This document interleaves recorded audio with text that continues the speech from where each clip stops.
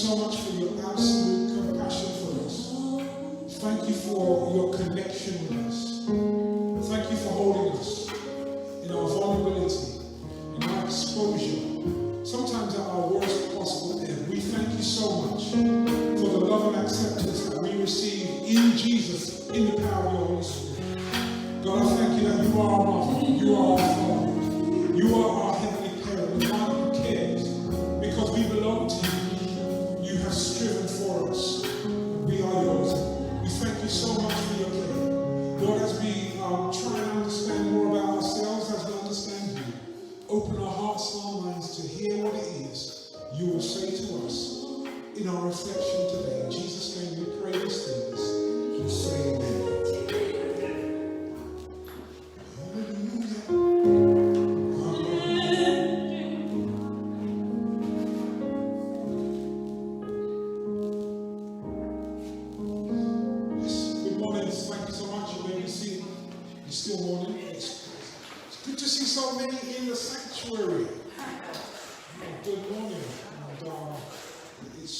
Certainly an interesting time in which we are all living. And I have to say, in spite of it all, God is good. God is good. We are living certainly in very, very historical times. I'd like to share with you, so this is a free week, and in 3 weeks we get to indulge as teachers and speakers prayerfully and seeking to feel what it is the Holy Spirit is saying to us, and hopefully to you. And so I wanted to talk about something that was very important to me, and I'm hoping it will be equally important to you. I want to talk about shame. I want to talk about shame today. And there is no greater passage for us to reflect on than the original narrative from Genesis chapter 1. There are two passages. There's Genesis chapter 1 verses 2 to 25. Genesis chapter 2 rather, verses 25. And then Genesis chapter 3, verses 7 through to verse 11. I'm reading from the Schopenhauer Bible, which is translated by Everett Fox. It's said to be one of the closest translations to the original Hebrew. I mention that because it's quite interesting. I have to give a warning in that we will be touching on, in an age-appropriate manner, some adult themes. We're not going to try and traumatize you, but we will talk about some things, and I want to try and be as appropriate as I possibly can, knowing me. You know me. So I'm going to try and be on my best behavior. The Holy Spirit just kind of challenged me when I'm trying to be appropriate. So I'm going to see what I can do. And then you can give me marks out of 10. Okay, so the first passage comes from Genesis chapter 2, verse 25. It says, now the two of them, the human and his wife, were nude, yet they were not ashamed. Nude, yet they were not ashamed. The combination of God's creative activity and the epitaph, the summary of the human condition in terms of relationship, the set point of how human beings related to each other was one of nakedness without shame. And then we come to chapter 3, verses 7 through to verse 11. The editors of Genesis record the narrative as follows. The eyes of the two of them were opened, and they knew that they were nude. They sewed fig leaves together and made themselves loincloths. Now they heard the sound of Yahweh God, who was walking in the garden at the breezy time of day. And the human and his wife hid themselves from the face of Yahweh God amid the trees of the garden. And Yahweh God called to the human and said, "Where are you?" He said, this is the human, "I heard the sound of you in the garden and I was afraid because I am nude, and so I hid myself. I was afraid because I am nude, and so I hid myself. And then I love this question by God. Two questions. Number one, the first question, where are you? Second question, and God said, who told you that you are nude? Who told you that? That's what I want to talk about today. Who told you that? Who told you that? I think the question is striking because the representation of nudity in chapter 3 stands in very stark contrast to the concept of nudity that is introduced in Genesis chapter 2. In the very last verse of Genesis chapter 2, we are told, now the two of them, the human and his wife, were nude, yet they were not ashamed. What was missing in chapter 2 is introduced implicitly in chapter 3. That is the existential, experiential reality of shame. This passage is not really about guilt. Verses 7 through to 11 isn't about guilt, because guilt is different from shame. Guilt is discussed later on in the chapter. This pericope, this section within the text, is really about shame. It's not even about consequences. Consequences come later on in the chapter. It really is about shame. In chapter 2, verse 25, we are told that the human couple were naked. In Hebrew, the word translated as naked literally means bare to the skin. And Hebrew is a very pictorial language, a very, very metaphorical picture language. And in Hebrew, when it says the word naked, the word picture is of a person who is seen, they are fully exposed, and they are vulnerable. I see you. In other words, they were totally seen without editing, seen without correction, seen without amendment, absolutely seen by each other, skin to skin, and there was no shame involved. I'm going to draw heavily upon the work of shame researcher and author Brené Brown. She does a number of works, particularly daring greatly in terms of my thinking, and also some other authors as well. But researcher and author Brené Brown in her book Daring Greatly asks people to complete the sentence, vulnerability is. Because when we see the picture in Genesis chapter 2, the picture is one of exposure and vulnerability without shame. She often said, complete the picture of vulnerability is, here are some of the responses. Sharing an unpopular opinion. Vulnerability is standing up for yourself. Vulnerability is asking for help. Vulnerability is saying no. Vulnerability is starting my own business. Vulnerability is helping my 37-year-old wife with stage 4 breast cancer make decisions about her will. Vulnerability is initiating, here's how I'm going to be appropriate now, initiating intimacy with my wife. Initiating intimacy with my husband. Vulnerability is hearing how much my son wants to make first chair in the orchestra and encouraging him while knowing it's probably not going to happen. Vulnerability is calling a friend whose child has just died. Vulnerability is signing up my mother for hospice care. Vulnerability is the first date after my divorce. Vulnerability is saying I love you first and not knowing if I'm going to be loved back. Vulnerability is getting promoted and not knowing whether or not I'm going to succeed in my new role. Vulnerability is getting fired. Vulnerability is falling in love. Vulnerability is trying something new.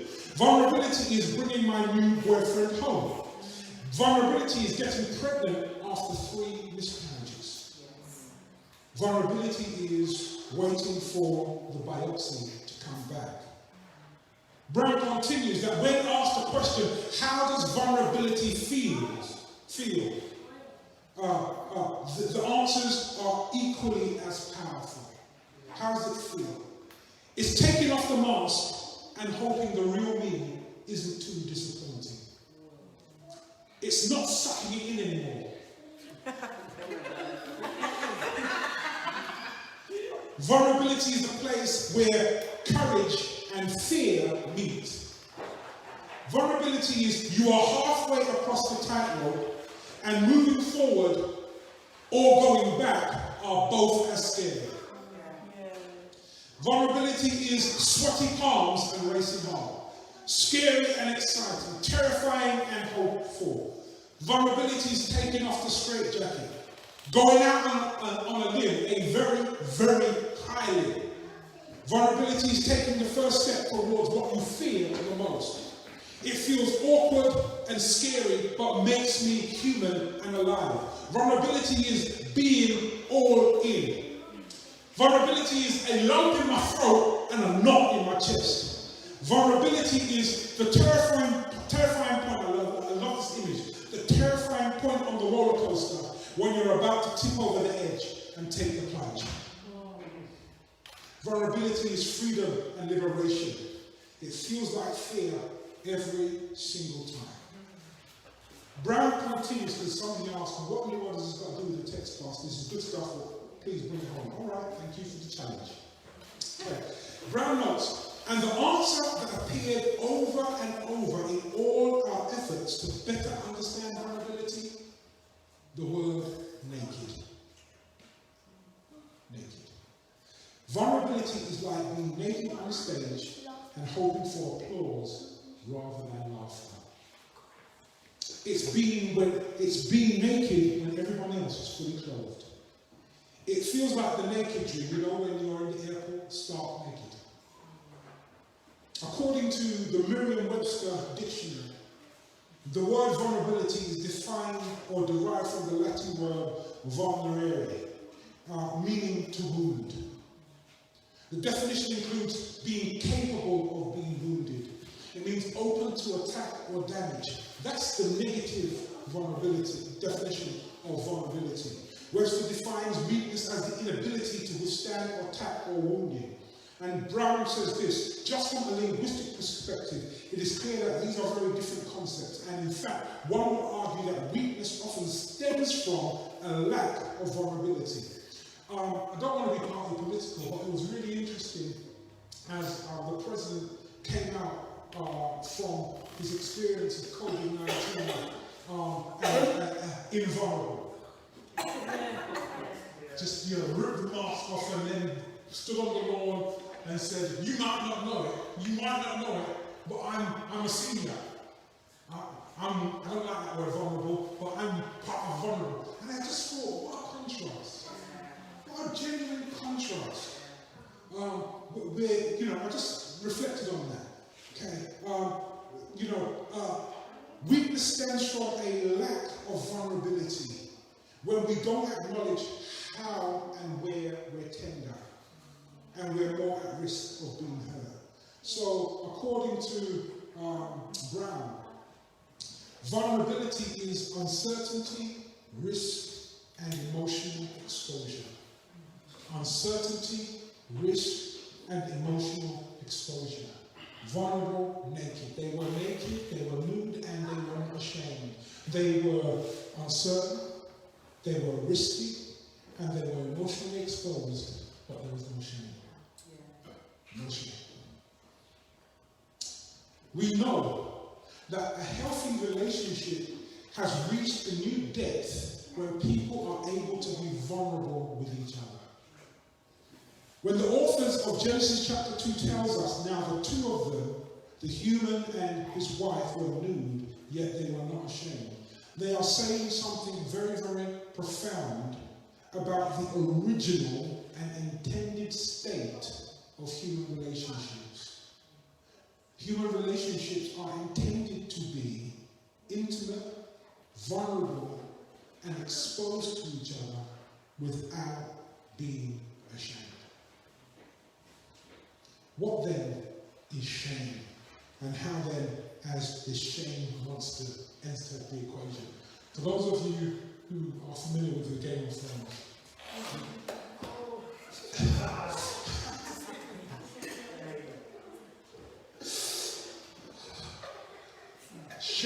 is the intensely painful feeling or experience of believing that we are flawed and therefore unworthy of love, belonging, something we've experienced, done, or failed to do makes us unworthy of connection. Shame is the fear of not being worthy of connection. The original and intended state of human relationships are that we can fully see who we are fully exposed to each other, yet there is no sense of failure or being fundamentally flawed or being essentially unworthy or fear of being disconnected from those we love. The fall that takes place between chapter 2 verse 25 and chapter 3 verses 7 through to 11 is absolutely immense. In just a few short verses, from being exposed fully, skin to skin, without any shame, being open and vulnerable to each other, we move into a situation where the human family are now trying to pull together fig leaves because their eyes are open. It's interesting to me that it says their eyes are open as if they were blind. The descent into shame is ultimately the first consequence of the original sin. I want to be really clear with what I'm saying here this morning, because I don't believe in the doctrine of original sin. I don't believe that's the biblical doctrine. I believe in the doctrine of original goodness. Yeah. Because the Bible says, the Genesis story tells us, not the Bible says, the Genesis story, as we read it, tells us, and God blessed and said it was good. Then he said it was not good to be alone, and then he said it's very, very good. Yeah. How many goods do you need? And then, out of that goodness, we make a poor decision. That doesn't mean to say that we are fundamentally, essentially unworthy and flawed. That's a shame-based theology. You see the difference? We are good, but we made a poor choice. The story in Genesis is significant, not because it's exactly what happened, but it's because it's exactly what happens. It's good, then I make a stupid choice. And along with the choice I make, and I use that shame-based word stupid, if you notice that, I caught myself. I make a choice, and that choice gets me in trouble, and then I have repair to do. I have things go wrong, and I have to deal with the consequences, and one of those consequences is shame. The eyes, the Bible says, or the text reads, the eyes of the two of them were open, and they knew that they were nude, and they sewed fig leaves together and made themselves workhouse. The word translated ashamed from the Hebrew means to shrivel up and to die. That's what happens when you're ashamed. You shrivel, don't you? You shrivel. I don't know if you noticed the graphic of it. It's a person hiding their face. That's what we do. Have you seen children when you catch them doing something shameful? They want to duck. They want to hide. Okay? It means to shrivel up and die. The word picture, a very pictorial language, the word picture is that of a plant that is pulled up by its roots and is disconnected from the ground of its being and left out to dry out and die. That's what shame does. It uproots you from the ground of your being, from your connection to divine, to the divine, from your connection to yourself, from your connection to others, and puts you out to dry in the heat of disgrace. And shrivel up. Brown again, brown notes. I don't believe that shame is helpful or productive. In fact, I think that shame is much more likely to be the source of destructive, hurtful behavior than the solution or cure. I think that the fear of disconnection can make us dangerous. If we think about the scepter, shame, and the impact of that on the character Cersei. I think that Cersei, you may argue, was a bad piece of work to begin with. but what pushed her all the way into the darkness?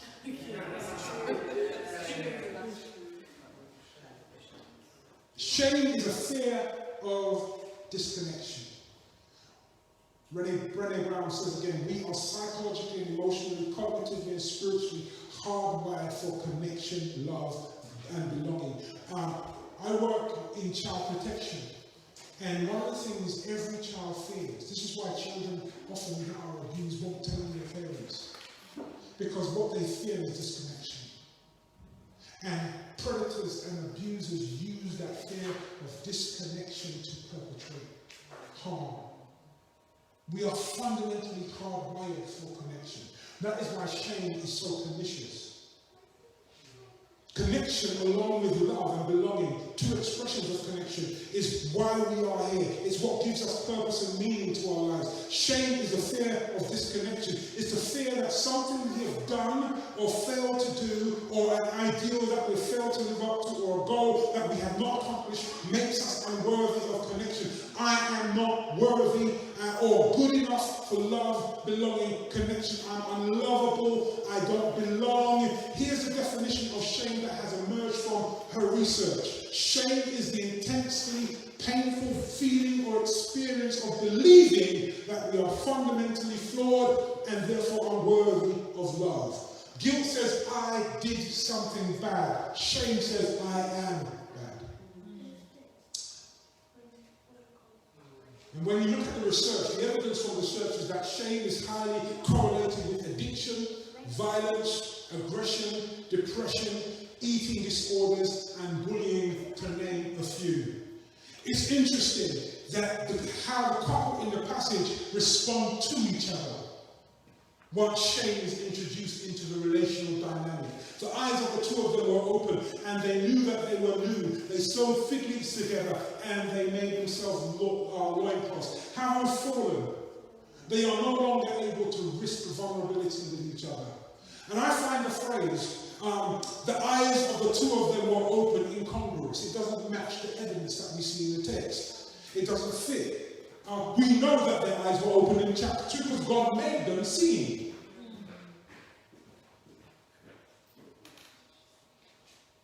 But there was no need to cover up. And we know that they knew each other as naked, but there was no shame. And the moment shame enters the relationship, they become self-conscious in an unhealthy way. And self-consciousness is different from self-awareness. Yes. We'll talk a little bit more about that as we go on. Because one of the things about shame, this is why we have to cover up when we're in shame. This is why we have to dissemble when we're in shame. Is because shame derives its power from being unspeakable. The best thing you can do in issues of shame is to open your mouth and speak up. Shame just loses its power. It loses its power. And I'm not saying speak up to an audience of people that don't care about you. Or audience of people that will take that which you disclose and use it against you later in order to score points against you. I'm not talking about expose. There's some people who don't deserve to see you. They don't deserve an explanation. They don't deserve a response. We all need to learn to say thanks for that. Yeah, that's right. And full stop. You know. Well, what do you have to say for yourself? Thanks for that.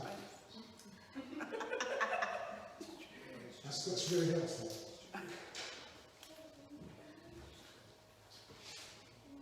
When God enters the garden and calls out to the couple, they hide, because hiding is a feature of shame.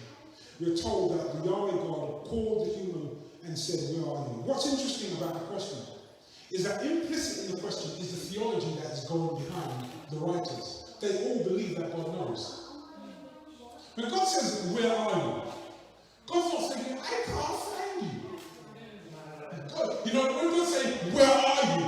God's not saying, you've managed to outfox me.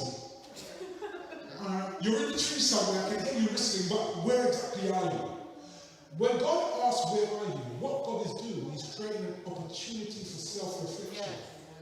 God is doing what a good counselor does or what a good coach does. He's asking an incisive question that will help you think about not only your location, but your psychological location.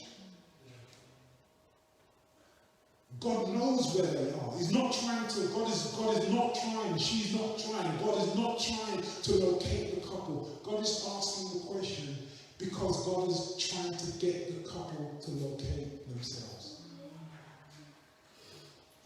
The question is designed to raise awareness. And the shame-based response from the human is very telling. He said, I heard the sound of you in the garden, and I was afraid because I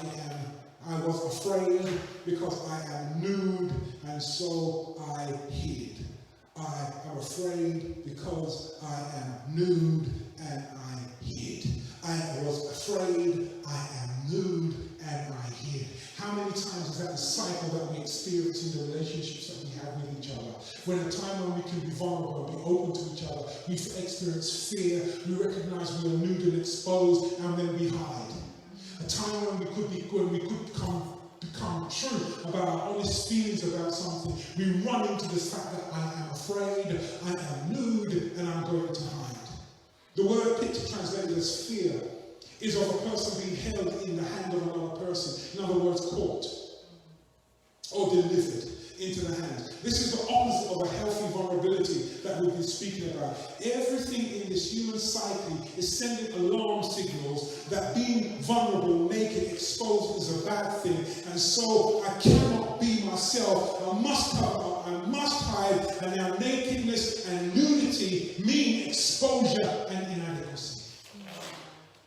From being a beautiful thing to being something inadequate. And we all know this, and we see this in our children, don't we? There's a time in our children's life when they will run around, don't know who you have in the house.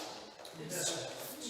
They will run around absolutely skin naked, just hello! And you're sitting down there dying of embarrassment. Why did you take off your clothes? You're putting your clothes, put them on. Out of heart, they just run around. And there comes a time when actually they become incredibly self-conscious. Okay? The word picture of being afraid, hiding. And I love God's response. I love it. Who told you that? Yes.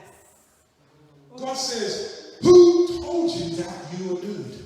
In other words, who told you that you were inadequate? Who told you that you are not enough? Who told you that you were ugly or unsightly? Right. Who told you that your nude, naked self was indecent? Who told you or introduced shame into the equation? And here's where I want to lay my hat for a couple of minutes. Because many of us live in the land of I'm not good enough. Yeah. Many of us, some of us have got, we've got holiday homes in the town called I am unworthy. And that we are somehow deficient and inadequate. And we judge ourselves through a jury of shameful feelings. And God's question is designed to help you and I penetrate to the heart and to the source of our shame. Who told you that? The question is simple but powerful because it's designed to take us back to the very first moment where we experienced shame. It's designed to call us compassionately and lovingly out of hiding. The question is a call for us to reclaim our vulnerability in a healthy way. God knows what they've done wrong, but God isn't asking them, why did you do it at this point? Just wants to know, do you know where you are? And who told you that? Because you made a mistake, you are no longer worthy.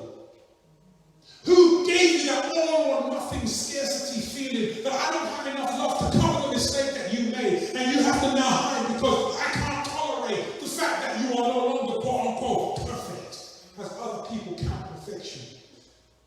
Well, I'll ask you the question, who told you that? Who told you that you weren't smart enough, that you weren't sexy enough, clever enough, skilled enough, talented enough, black enough, or white enough, or man enough, or woman enough, or person enough, powerful enough, loving enough? From whence cometh this shame?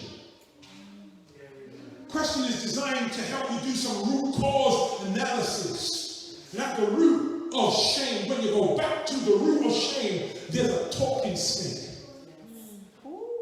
There's a Satan, an adversary, an enemy. I'm not talking about a physical talking snake. You know what I mean. You know what I mean. There is someone who comes against your sense of self and belittles you. So most of the time as parents, guilty as charged. I'm sorry, they didn't give me a book, or they had loads of books, but no book for my particular children. I messed up. And particularly, I don't know how it is in my white UK family, but I know what it's like in black families. Our parents are specialists in the look of shame. Yeah. You know, they can give you a look. They can give you a look that will cause you to wither. Just dry up where you are. Just a look. And some parents pride themselves on their proficiency in the exercise of that look. Just a look. You know, I don't even want to do it now just in case you get it wrong. There is a look that says, what do you think you're doing? I'll raise you better than that. You better sit your butt down before I come over and get you. Just a look. Just a look. Just a look. But it's an adversary. It's an adversary. This isn't about not holding somebody to account. Because you know when you're shaming your child, when you're not trying to get your child to accept responsibility for what they've done, but you're now trying to make your child feel bad about themselves.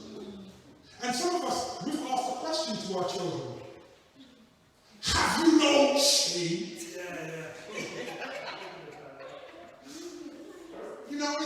It's true. Because we have become skilled in shaming. We shame each other in relationship. Well, I worked all day today.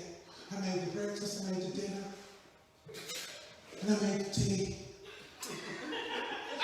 And you've done nothing for me. Do you feel good about that?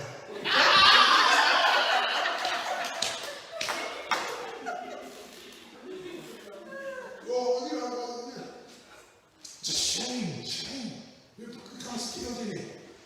And the question, I think, the antidote to shame, there's three things that I believe are powerful antidotes to shame. These are the shame killers. Number one, self-awareness. Number two, empathy. Number three, self-compassion. I'm going to try and get this done in the next couple of minutes. The antidote to shame is self-awareness, empathy, compassion, including self-compassion.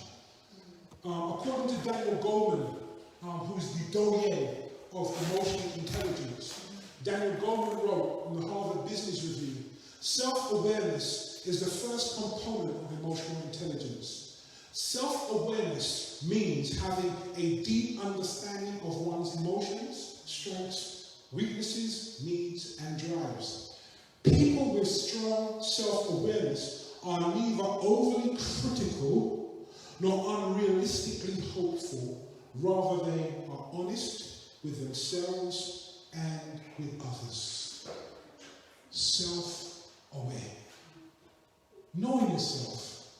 When you know yourself, you know what you're capable of. When you know yourself, you know that if somebody approaches you in a certain way, you're likely to respond. So you protect yourself. You develop strategies to manage that. Okay? You set boundaries around that. And then, of course, we have empathy. Empathy is a connection. This is what Brené Brown writes. Brené Brown writes, empathy is connection. It's a ladder out of the hole of shame, or the shame hole. Empathy lifts you up. I love what she says here. She says this, and she says, empathy is connecting with the emotion that someone else is experiencing, not the event or the circumstance, connecting with the emotion. Shame dissipated the minute I realized I wasn't alone, that my experience was human. And this is the bit that I really love. I don't know if I put this on there. No, it's not on there. But I think I will put this in the chat and send it out. This is this. It says, if you put shame in a petri dish, it needs three things to grow exponentially: secrecy, silence, and judgment. And there are religious systems that enforce secrecy, silence, and judgment. It needs those things to grow exponentially. If you put the same amount of shame in a petri dish and douse it with empathy, it cannot survive. When I'm dying, I'm withering with shame, I'm fading away with shame, and someone comes and says, "Paul, what's wrong?" And then I get the courage and I say, "What's wrong is this." And they put their arms around me and say, "I know how you feel. I've been there myself." All of a sudden, that which held such power over me, because of the empathy, begins to disappear. The moment I realize that our shared humanity, our humanity is shared, and I can connect with you, and what you're feeling and what you're experiencing, shame begins to lose its power. The moment it says, "It's okay, I've been there myself, and it's not over, your life isn't finished," we begin to stand a little stronger, step a little firmer, and fear a little less. Compassion, then, is the quality. I love compassion. Compassion is the quality of having positive intentions for others. It's the intention of being of service to other people, people's happiness. It's the desire to help alleviate their problems. It's the ability to understand another person's perspective and use that as a catalyst for supportive action. Let me give you that again. Are you ready? Okay. Compassion is the quality of having positive intention toward others. It's the intention of being of service towards other people's happiness and a desire to help alleviate their problems.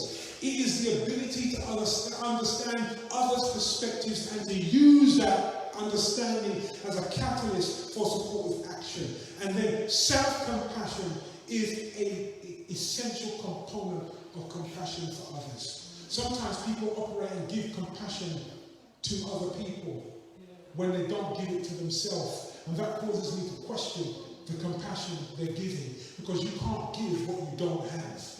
And if you haven't got compassion to yourself, that's why we say, "Lord, forgive us our trespasses as we forgive others that trespass against us." Because when you realize what it's like to be caught in the hand and be guilty, and then have somebody to let you go, and you realize what it's like to be caught in the hand guilty, and to have the unbearable guilt and shame, and then somebody who could have executed judgment on you released you, you know how powerful that is. Self-compassion allows us space to grow. It allows us to break, but also to heal. To fall, but also to get back up again. It allows us to learn from our past experiences and to view them as lessons instead of mistakes. Or failures. It allows us to freely explore the possibilities that the world has to offer, whether they're big or small, instead of sticking to what we know because we don't want to be exposed. It allows us to accept and appreciate everything that makes us who we are instead of comparing ourselves to others. It allows us to be human. So as I get ready to take my seat this afternoon, I want to ask the question, who told you that? Who told you that you weren't worthy? Who told you that you weren't God's child? Who told you that you weren't deserving? Who told you that the fact that you made a mistake means your life is over? Who told you that because of that you were shut down, and that you shut down, you can't go under or you can't go over? As the Illustrated Network is proud to say, there's always another way around the problem. Those who know now. I'm trying to tell you that you need to examine where the shame has come from. And once you've examined it, you need to let it go. Because it is not part of God's original design for you. You are to love, honor, and adore yourself. You're to be truly, madly, and deeply in love with the person who you are and who you are becoming. Because in God's eyes, even though you're naked, your nakedness is not something to be ashamed of. God bless you.